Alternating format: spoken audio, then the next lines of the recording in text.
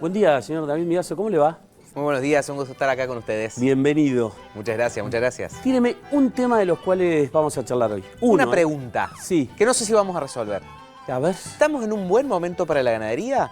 Porque medio que estamos con datos que contrastan, Sí. ¿no? Buenos precios para los ganaderos, mala situación para la industria, alguna cuestión para el consumidor, así que vamos a tratar de mirar esos datos y tratar de dilucidar algo. Una pregunta importante, así que si no la respondemos de manera completa, vamos a ver si podemos arrimar el bochín, como se dice en el campo. Otra pastillita más, querido. A ver. Y la otra pastillita nos Sí. vamos a meter un poco en las decisiones del productor, que siempre tratamos de llegar con eso. Estamos en plena cosecha, entran las decisiones si vendemos soja, si vendemos maíz, si vendemos inmediatos, si vendemos futuros. Sí. ¿A dónde se va el dólar? ¿Es cierto lo que dice Milei, que se va a 1000? Vamos a charlar de esos temas. ¿Y vos qué opinás? Muy cortito, sin spoilear. Se va a 1000. ¿Se va a 1000? No sé si a 1000, pero se va, pero va a estar al cerca. piso de la banda, y eso de alguna manera va a deprimir los precios de los granos. Sí. Y de alguna manera puede alterar justamente las decisiones Uno de por venta de los uno, dos productores. por dos. Bueno, seguimos. A trabajar, señor Midazo. Muy bien, traíamos la pregunta. ¿Es No, buen momento? traemos su pregunta. Usted no me meta en bretes a mí. Usted tira la pregunta que es enorme. Usted y Aprile, los dos están muy afilados con las preguntas, ¿eh? Así que el productor está esperando lo que vos vas a decir. Es que justamente es una pregunta, ¿es buen momento para la ganadería o no? Porque tenemos algunos indicadores contrapuestos, ¿no? Sí. Un productor que ve el precio de la invernada, le decimos a la gente qué es la invernada, es el ternero, la ternera que después pasa a una etapa de engorde, a campo o a corral. Tiene buen precio de la invernada, tiene buen precio del gordo, que no estamos hablando de nosotros, sino de Existe la ahí. hacienda que ya está lista para mandar a faena. Claro. ¿No? Entonces el productor está viendo buenos precios, pero después la industria con muchas quejas, con reducciones de personal, reducciones horarias, algunos días que no están faenando, eso lo vemos en los indicadores, la caída de faena, caída en la competitividad internacional, en las exportaciones, y acá vamos a ver 3 gráficos para tratar de y meternos en estos temas que te acabo de mencionar.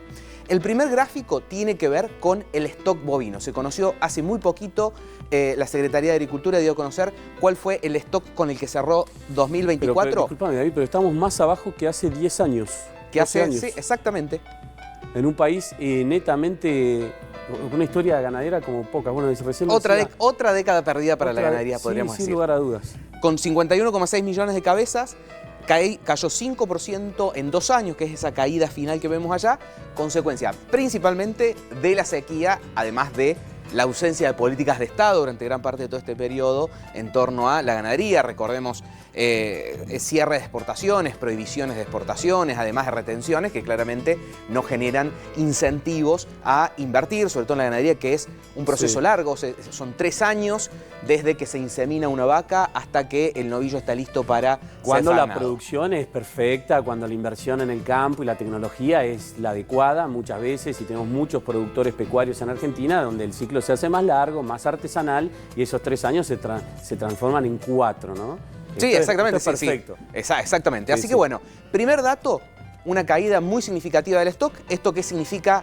A la corta, más que a la larga, una caída en la oferta, que eso es lo que venimos viendo desde hace un año. Mes a mes va cayendo la oferta, porque por el simple hecho de que hay menos hacienda que va a faena, y eso se convierte en una menor oferta de carne. Ese es el primer dato. Vamos a la segunda placa, el segundo gráfico que te traje para tratar de hablar de esto, y es el precio en dólares de la hacienda. El precio en dólares de la ¿Y hacienda entonces? está relativamente en máximos, hemos tocado algunos otros momentos. ¿Pero está linkeado con la escasez? No, todavía. Exactamente. ¿Ah, sí? Está linkeado con 2 factores centrales. Uno, la escasez. Por eso te lo traje primero. Hay menos oferta, la hacienda que queda vale más, ¿no? Esto es oferta y demanda. Entonces, ese es el primer punto. Menor oferta, mayores precios. El segundo punto, al mirarlo en dólares, es que la apreciación cambiaria nos lleva a un precio en dólares más fuerte. Y es lo que venimos viendo en estos últimos meses. Así que ahí tenemos esos 2 factores que nos explican este precio en máximo, y es lo que yo te decía. Pero se debería retroalimentar con la placa anterior y debería empujar el stock hacia arriba. Porque si el productor tiene mejor negocio hoy, bueno, hoy, ¿no? Y esto es Argentina, hay que tener una cierta previsibilidad, porque el negocio de la hacienda, como lo decías vos, es como un mínimo de 3 años. Exactamente. Y hoy se está viendo buen precio de las terneras, que son las futuras madres, los futuros vientres, los futuros bienes de producción, digamos. Así que bueno, eso. Por eso el ganadero está relativamente contento, percibe una buena situación, pero ahora vamos a la tercera, ¿no? Que es sobre todo la exportación, ya con 3 meses de caída. Todavía no tenemos el dato cerrado de marzo, pero los exportadores ya dijeron que está cerca de un 30% abajo del año pasado. Entonces la exportación cayendo fuerte. ¿Por qué cae la exportación? Por una cuestión de competitividad. Los precios internacionales son buenos, Sí. pero ese precio en dólares de la hacienda, sumado a la apreciación cambiaria que hace que los salarios en dólares, que tiene que pagar el frigorífico, los servicios en dólares, sean relativamente caros. Entonces tenemos esta curva de exportaciones que se va para abajo, así que difícilmente alcancemos estos próximos años, este año por lo menos, los niveles de récord que hemos alcanzado en los últimos 2 o 3 años. Ahora, a valores altos en dólares, en otro momento la carne argentina igual ganaba mercados en el mundo. En estos últimos años, Argentina dio espacio al crecimiento realmente exponencial de otras economías en esta industria, y hoy un contrato a nivel internacional tiene muy en cuenta el valor, y cuando tiene que elegir entre contratos a largo plazo, un precio mejor internacional, pero un pelín nada más de menor calidad, se va a la uruguaya, se puede ir a la carne paraguaya y se va masivamente a la carne brasileña. Claramente el stock y esto que pasa con estos meses de caída en exportación, por supuesto uno no ve una tendencia, no puede ver, digamos, a larguísimo plazo qué va a suceder. Lo cierto es que vos tenés hoy, por lo que decís, un precio alto a nivel internacional, un stock bajo, pero así todo la exportación cae. Eso es una señal de que el mundo le encanta la carne argentina, pero que la carne argentina tiene competidores. Sí, esto no está pasando en Brasil, No está justamente. pasando. Y a la industria argentina, tanto de carne vacuna, como de carne porcina, como de carne aviar, le cuesta competir con un Brasil que está en una situación opuesta a la Argentina en términos de competitividad. Así que este problema llegó para quedarse. Seguramente se va a estar discutiendo, por ejemplo, las retenciones que le quedan a la carne entre el 5 y el 6,75%, porque también se suma en el caso de Estados Unidos el 10% adicional de aranceles, ¿no? Que ya están en práctica más allá de todos los cambios. Es decir, más allá de los derechos de exportación que cobra Argentina, ya Estados Unidos, que viene siendo uno de los negocios que le da un poquito de aire a la exportación, Sí. está con 10% de arancel adicional a lo que teníamos. Hablamos de Argentina, de Uruguay, de Paraguay, de Brasil, así que nos vamos a la mesa a hablar de Mercosur y Unión Europea. Si le parece a usted, Sí, sí, ¿no? Lo acompaño. Y ahí me gustó la pregunta de Daniel, porque eso es meterse en la letra chica.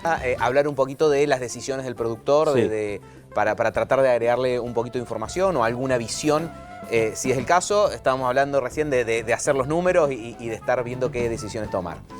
Estamos en plena cosecha de maíz y de soja. Eso empieza a generar una oferta de granos muy significativa, que el gobierno por un lado la está esperando para que ingresen dólares, Sí. que ustedes recién lo decían, lo vemos en las rutas, con un ingreso de cerca de 6.000 camiones por día en los puertos del Gran Rosario, pero que de cara a los productores empieza a presionar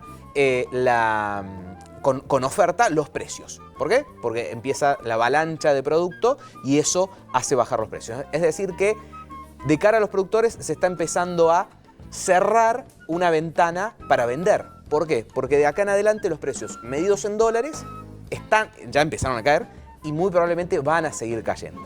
Y a eso le sumamos la cuestión cambiaria. ¿El dólar se va a 1.000 o no se va a 1.000?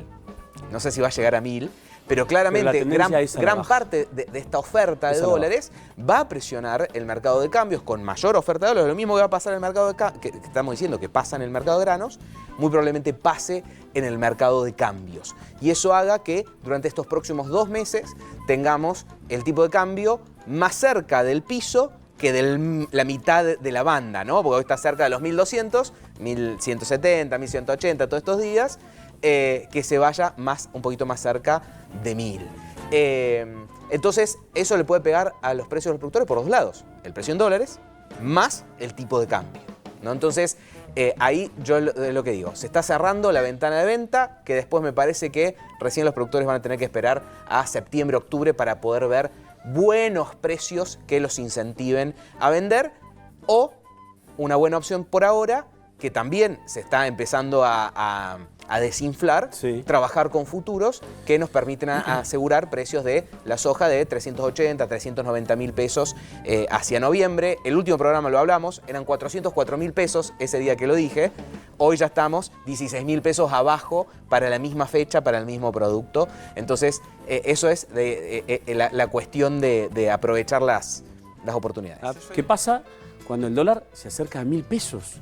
Bueno, de hecho, yo lo escuchaba y pensaba exactamente lo contrario. Digo, si un cliente me pregunta mi opinión, que no es más que eso que una opinión, le diría, aprovecha a vender estas 2 semanas o esta semana que queda y después guardátela hasta septiembre-octubre. Sí. Porque si el dólar efectivamente se va al piso de la banda, vamos a ver, no nos extrañe, una soja en 290 mil pesos, en 280 mil pesos. ¿Qué incentivo de venta le da eso a cualquier productor? ¿No? Eso va contramano de lo que necesita y está pidiendo el gobierno. Exactamente. 100%. Sí en el corto plazo. Sí en el Es corto el huevo o plazo. la gallina, ¿no? Hoy que hablamos mucho de huevos. ¿El huevo o la gallina? ¿Quién? Es mordiéndonos la cola entre todos. No sé, porque ¿Por qué no sabes? tonelada que no se venda hoy Sí. es tonelada que se va a vender en septiembre-octubre, por ejemplo. Sí. Que todo el mundo está esperando que, lo vemos en los futuros, lo vemos en las distintas posiciones, que esté mucho más movido el tipo de cambio, donde la estacionalidad del agro ya no aporta y además vienen las elecciones. Así que, acto patriótico A ver. de confianza, guárdese la tonelada de soja septiembre-octubre. Te ¿Cómo lo te van a putear? te lo llevo al extremo, ¿no? Te lo llevo al extremo. ¿A qué precio? Porque si el tipo de cambio por las elecciones, vamos a suponer que al gobierno le va bien, como algunas encuestas indican, ¿a qué tipo de cambio vas a llegar a las elecciones? Desconozco. Quizás más bajo que 1.000, incluso. ¿Antes de las elecciones? ¿Septiembre-octubre? Porque finales de octubre tenemos elecciones. Está bien, por eso. Después de las elecciones, ponele. Pero yo no creo que lleguemos a septiembre-octubre con un dólar muy por debajo de los 1.200 pesos.